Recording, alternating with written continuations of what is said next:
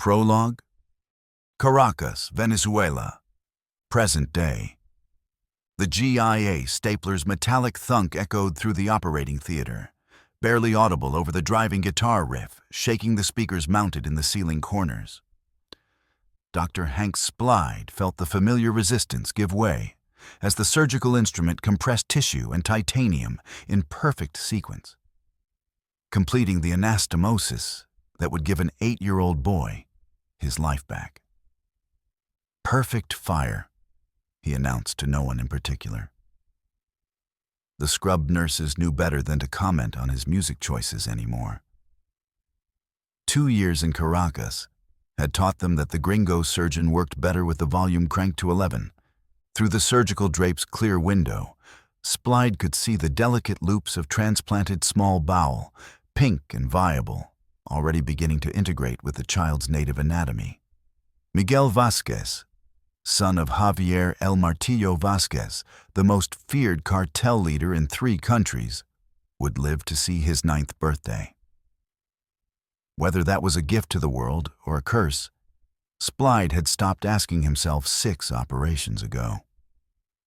The Hippocratic Oath didn't have a checkbox for patient background screening.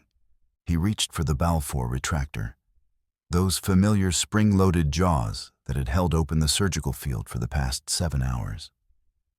His fingers wrapped around the cool steel just as his peripheral vision caught movement.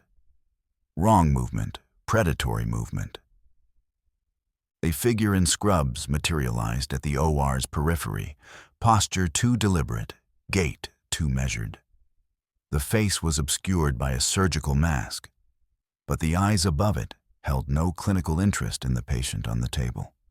Splide's body tensed for a microsecond, his combat instincts firing before his conscious mind could catalog the threat. He'd felt that same electric charge down his spine in Ramadi, in Kandahar, in a dozen other places where someone wanted him dead. The butterfly knife made almost no sound as it opened, just a whisper of steel on steel. But in the space between guitar chords, Splide heard it clear as a rifle bolt. His voice rose, half singing with the track, improvising lyrics over the pounding rhythm. "I got my bell, I'm gonna take you to hell." The retractor came out of the surgical field in one fluid motion. 15 ounces of stainless steel, spring-loaded tension released, became an extension of muscle memory drilled into him by a man he'd known only as Skip. A man who taught him that surgeons and operators shared more skills than most people imagined.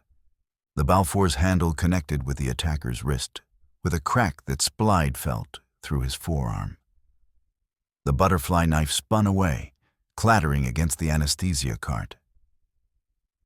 "Hijo de puta." The curse came out strangled, the accent unmistakable. Salvadoran gang slang, MS-13 inflection, not Venezuelan, not cartel. Which meant this wasn't about the boy on the table.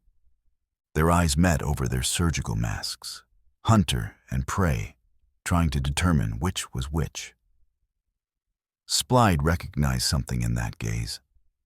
Recognition. This wasn't random violence. "My old friend Skip wants me to introduce you to the dim mak," Splide said, his voice conversational despite his elevated heart rate. He could feel his scrub nurse frozen behind him, could sense the anesthesiologist's finger hovering over the emergency call button. "Now that you made me break scrub, I'm a bit pissed." The Hippocratic Oath was something he'd recite later, maybe over a bottle of rum, maybe in confession. Right now, 12 years of battlefield medicine and the classified training that came before, it took precedence. Splide shifted his stance, widening his base, his body moving through positions he'd practiced 10,000 times in another life. The attacker lunged forward, reaching for a backup weapon, and Splide's hand shot out. Fingers rigid, target acquired. The strike crushed the attacker's trachea, cartilage collapsing inward with a sickening crunch.